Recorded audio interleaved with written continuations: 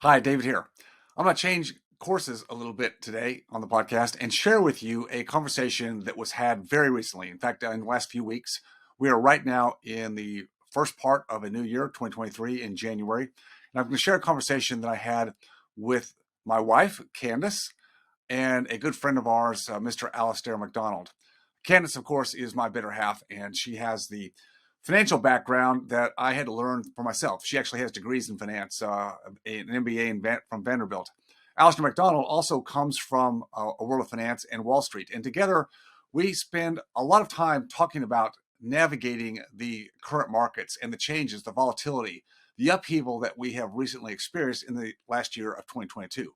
It's my belief and the belief of the people that I keep closest to me that we're going to continue to see significant upheaval, not only in this next year in 2023, but probably the years to come.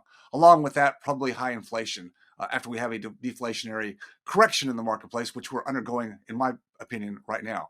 This conversation, we snipped out of a longer conversation that we had and just provided it just for you to give you context. We talked about money as a non-negotiable, the fact that you have to participate today in some area of finance, economics, the marketplace, but do you know where? Where is that? Where do you fit in? What model are you using? Is the model you're using today one that's going to work in the advent of what's coming in the marketplace in the future?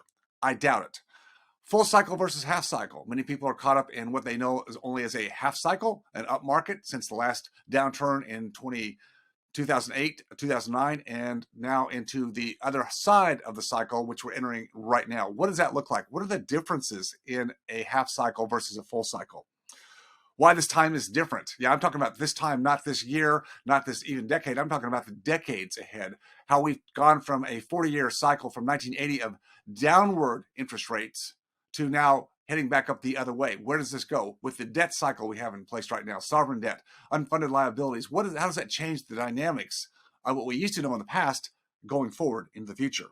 The advantages of the inefficiencies in the local real estate markets, what I'm a big fan of, alternative investments. How do you access those? How do you do that? How do you make a market there that others can't make a market? How do you have an upper edge against the multi-billion-dollar Blackstones and BlackRocks in the marketplace today? There is a way. It's what we talk about. It's what we do in Freedom Founders. How you can become a much more sophisticated investor, and why this is particularly important now, more so than it was in years past. Why we fail to learn anything really on up cycles. When everything's good, when everything's going up, whether it's stocks, real estate, practices, valuations, we don't learn anything there. Where we learn is when we go through the down cycle, where we are right now. This is a chance to really up your game and become a much more sophisticated investor. And finally, what are the advantages of being part of a close-knit, high proximity group, your board of advisors, a tribe of people who are on the same forefront, who are advocating for your future and giving you a place where you can own your future? Finally, we end up with all roads lead to income. That this whole game of expanding growth is fine, but how do you know you have enough? How do you know how to turn the growth, your equity, your net worth? How do you know how to turn that into cash flow when you want the cash flow? That's what keeps everybody on the hamster wheel much longer than they need to be, because they don't have a model to take equity, net worth growth, and turn it into cash flow. It's what we do in Freedom Founders. So listen into the conversation. Hope you enjoy it. I'll pick this up with a small, short summary on the back end. I'll see you there. Everything about our prior conversations, everything about how you guys have been in front of things for the last 2 years now, is it. You know, that old broken clock is right twice a day. Well, you've paid a price for your concerns about the members' clarity and understanding about the risks that are inherent in any strategy. Inherent. You know, you either play or you don't play. You either engage or you don't engage. The only way to assure yourself of zero reward is to have zero participation, which just has completely different consequences still, but just different ones. Individuals that have chosen to do nothing, that's the only way to avoid any sort of a contraction. So you've been in front of it, boldly signaling your messaging, which I've really admired. And here we are on the other side of the next half cycle is upon us. as I say, non-participation is not really a choice. It's a lot like people say, well, I don't, you'll meet these kind of woke and broke, as a friend of mine refers to them, that say, well, money is just, I don't trade. Money doesn't hold any value for me. Well, money is a non-negotiable. You have to participate. And the same is true in the marketplace of ideas and capitalism and so forth. So if we're shepherding assets, we're just having to shepherd them through waters that look different than those which we've previously experienced. So I say that because having an awareness surrounding ourselves with individuals that not only have had their butts kicked in the past, but have seen it done in myriad different industries and have the courage and vulnerability and authenticity to show up and say, here's what I've seen before, here's where I've been caught, or these are the likely risk nodes, is incalculably valuable. And what's interesting, if we think about the role of a mentor, a shepherd, a guide through the full cycle, this is really when the merit rises. In the strong up cycle, it's a matter of capital allocation because everything works. So it's a matter of how do we want to select the allocation that we have. It's on the other half cycle that experience really kicks in, where people say, okay, now the circumstances have changed, and what are we going to do to get in front of the fallout of other individuals' choices? This is the thing, is that when we are at this stage in the cycle, as evidenced by, for example, BlackRock's private REIT, this $70 billion behemoth with halted redemptions and so on and so forth, there's going to be many more like that. Right. The lack of transparency, the cantilever disconnect that we have from the actual founders, the individuals that are driving capital, that are meeting with the tenants, that are working on the property, is completely dislocated for most investors. And this is when it's most valuable: proximity to the deal, proximity to the deal makers. It is, the three of us know how valuable it is. And in the fullness of time, everybody will know. But this is one of the many drums you've been beating. And I just think it's a superpower and incredibly courageous, I have to say. What I find is that when everything's going well, as you said, when we're in the first half of a cycle that's moving up and everything works out and all sins are basically set aside because the market takes care of it, right? That's really what we've had. Notwithstanding that people don't have to get out there and work a model. You do. Nothing just happens by magic. But when we go through this turning to the second half of the cycle, and we start to see some things break, things that we thought were not going to break, but we see the fallibility of certain models or certain investments. This is a time when every one of us, and I don't exclude myself whatsoever, from upping my game and becoming a more sophisticated investor, more sophisticated business person. Because it's these times when we have to look at things through a different lens than we've had to before. We start asking different questions, better questions, more questions with more depth than we had to before. Really, did I really have to ask a lot of questions of people that I've been running with for quite a while? And it's, well, hey, really, how is the model working? And really, if it's working well, it's working great, right? We didn't have to dig in. And like I said, I say that for myself as much as I say that about the proximity of the people we have the privilege to work with. These conversations are only a benefit for all of us as we go through the cycle. And I think, again, having a community, a tribe of people who are willing to have these conversations, not hide anything, not push anything under the rug, but say, okay, let's get more transparent. To your point, Alistair, let's speak about these things, because that's how we maintain a level of trust. And we do want to stay in the game. We have to keep focusing on keeping our capital working for us, but it changes. And how do we know what those changes look like? Well, we have to ask the better questions. Yes. And that's the only time we do. Here's an embarrassing revelation of my own. Is in 99, 2000, of course, everybody was so excited about the tech sector. Everybody was late and everybody chasing the returns. And so I was privy to an institutional capital allocator that I knew and worked with. Wonderful guy. Had a friend of his that had broken off and started his own fund, specifically early stage tech stuff, with the company used to be known as Robertson Stevens. Candace will know them. They are no longer they're no longer in business, at least not under that moniker. And so I took some investments that I had, a pretty large allocation of my overall net worth at the time. And it was this kind of hush thing, we can get you in on this fund. This is, of course, late 99. But I had intentions to head back to the motherland where I was going to get married and then wander around on safari for 6 weeks. And so I sent, let's just call it $1,000, because the percentages matter more than the total dollar figure. So I sent effectively $1,000 early first purchase the day the fund became available. And by the time I left, I left for Zimbabwe, and very quickly when I returned, that $1,000 was worth $2,000. Within a space of just a couple of months, it had quite literally doubled.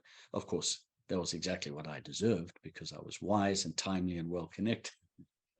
And strangely, that $1,000 that turned into $2,000 was very successfully turned into $300 in very short order. And it was at that point, of course, that I wanted to know what had happened. How could this happen? And looking back, I didn't have that same level of scrutiny when it went from 1,000 to 2,000. I didn't ask, how did that happen? Just how it is that I turned, the 60-70% implosion of original NAV. Then I wanted to know the mechanics of what it's ridiculous, embarrassing. So that was my first reminder that that the cyclicality and mania's boom and bust that I had grown up with, such incredible volatility, turned out to be true in America as well. I realized no culture was impervious to this sort of volatility and cyclicality. No level of scrutiny on the upside. It was because I was a genius. Yeah. Of course, that's why we all want to believe that it's all about us, and yet the market plays such a big part in the upswing. So there's a story that you're very familiar with, Candace and Alistair, probably maybe a little bit in passing. I don't tell it that often, but back in 2006, I had made that decision to sell my practice. Actually, maybe before that, but I actually made the sale in 2006 because I needed out because of my daughter's situation. It was just, all things looked like they were laid out just right. Of course, when you want something to happen, then you tend to look askew or look away from those things that you should have seen as markers as to why not do this. Candace knows it well. We got married, and a month later, I got the practice back in my lap.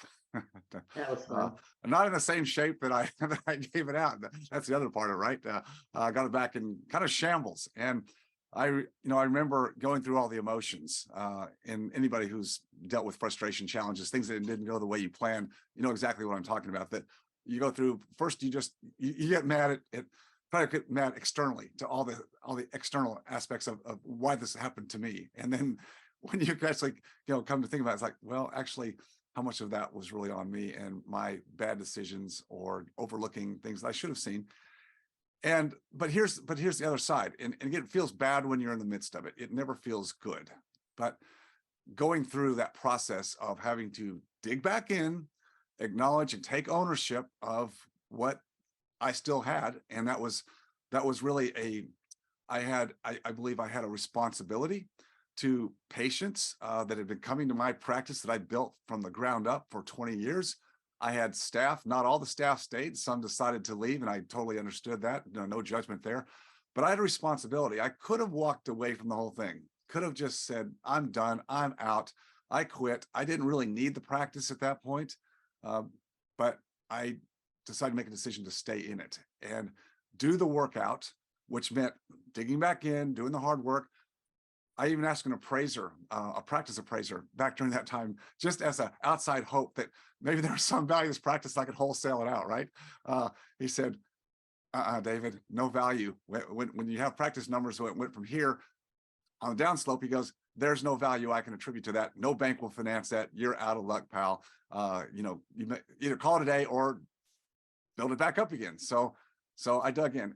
But the lessons I learned, and these were the good lessons. I learned so many things about the model of the practice that I thought always had to be dependent upon me. Well, you have to do it this way. It only works this way.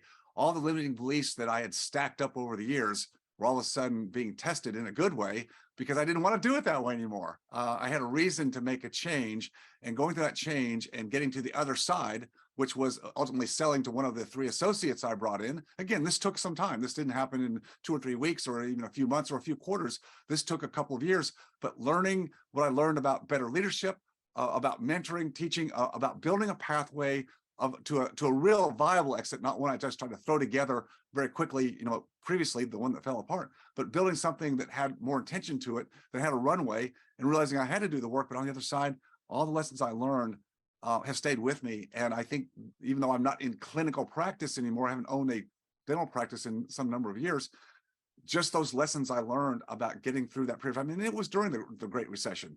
The recession had nothing to do with my bad decisions or what happened, but it played a part because practices weren't being really financed during a period of time from 2008, 9, 10, really maybe 11, until the market started opening back up again.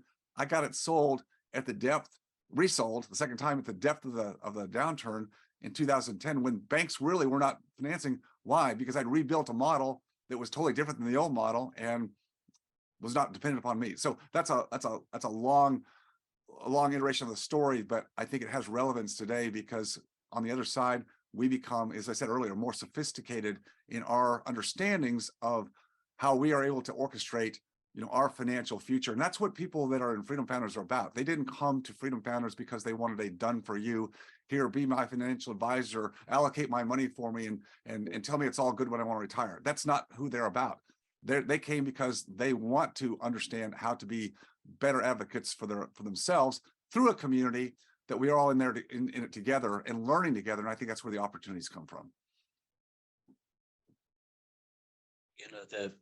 A couple of things coming up for me, and certainly on the heels of Candace's point, is the anticipation of others' fears. Market peaks and market valleys are captured by crowding, the crowding to get in and then the crowding to get out. And it's extremely dangerous, and it's dangerous. It's in the same way as standing up in a packed movie theater and yelling, fire.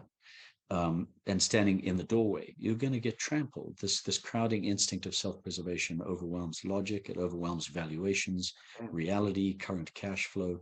So the beauty of being in a small, close-knit group where we can check our fears versus our reality is immeasurably valuable. I'm feeling afraid. The vast bulk, 90% of the brain damage we enjoy in both practice ownership and the investing world is entirely emotional. Very little of it is logic. So we owe it to ourselves to create these types of conversations that, as I say, things are going so badly. First step, check yourself for blood. If no blood, continue on, as you were. But we do that. No, I'm pretty sure that I'm bleeding. And we need an outside source to remind us, okay, let's have a look at the actual facts. We need somebody to shine a light under the bed when we're just 4 years old and having these nightmares to say, I'm pretty sure there's a crocodile under the bed, which was the case for me. I had crocodiles under my bed being in Zimbabwe.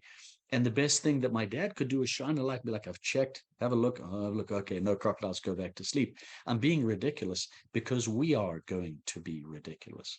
We are going to, we as a society on the downside of crowding in the valley, find ourselves running for the exits with no regard for the vitality and cash flow and positivity of these assets that we hold. This is not universally true, but it is universally true on the micro in the beautiful, as you guys have spoken about at length, inefficiencies of local real estate. These inefficiencies do not exist in public REITs where we're buying the Chrysler building, or they don't exist. It's too much capital chasing too few opportunities. Those margins are just squeezed. And now we are stuck in the pack. George Soros captures this with his principle of reflexivity, which very few people really understand. It's really somewhat of a anticipating. We act in ways to try to anticipate the changes which others are anticipating from us. It's this, as he calls, reflexivity, almost a Mobius curve of self-reinforcing realities. I think this is best captured in a way, strangely, by that beautiful Persian 12th century poet Rumi, where he says, I am not who you think I am, and I am not who I think I am. I am who you think I am. This is phenomenal. This is phenomenal. What Rumi was really describing is reflexivity. I'm not going to behave the way you think I am. I'm not going to behave the way you think you are. I'm going to behave the way you think I will respond. I mean, it's fascinating. Yeah. This becomes this, as I say, this Mobius curve. Why does it matter? Because it comes all the way back to the number one source of all of our brain damage, which is misaligned expectations. And I think if one of the things in our conversations and work together, between the, I don't even know how many decades of experience we have between us, what that really represents, if it's of any tactical utility for anybody else, is chapters of the book they've never read, expectations that have not been inside their lived experience. That is where we can fold time for others, which is to say, our primary role, I believe, at this part of the cycle is to improve people's understanding of possibility in order to adjust their expectations, which reduces the frustration and brain damage. All of the pain in our life comes from the emotional pain, whether it's in relationships or your business, is having these expectations and a different reality come to bear. So if we can broaden the palette and possibility of expectations, then our expectations are more relevant and in tuned to the market as it actually is, instead of the gap between what we expect and what actually is. And that is something that 99% of the investment world, that gap is so wide, so many half-cycle gurus, and reality is about to close the gap between expectations and what is violently, because they weren't having conversations like we've been having in the group Freedom Founders for almost 2 years. We weren't talking about what a full cycle is. They weren't. That's right. I think it's critical. It's been most valuable for me, that's for sure. Well, I think part of it is in those expectations is people's view of time, right? This isn't the same thing as a financial advisor saying just keep buying and we'll average down. It's not the same thing. You're talking about paper assets versus actual assets. And so, the perspective of time with real estate is that it is a perpetual income producing asset that's not going anywhere, regardless of what happens in market pricing. And even if expectations have to take a haircut in the near term, in the long term, they balloon back out. That doesn't happen with financial assets. There's no guarantee of that with financial assets, whether they're debt or equity. There's no guarantee of that. But with an actual physical asset backing up, that undergirds what your capital is invested in, time is your friend.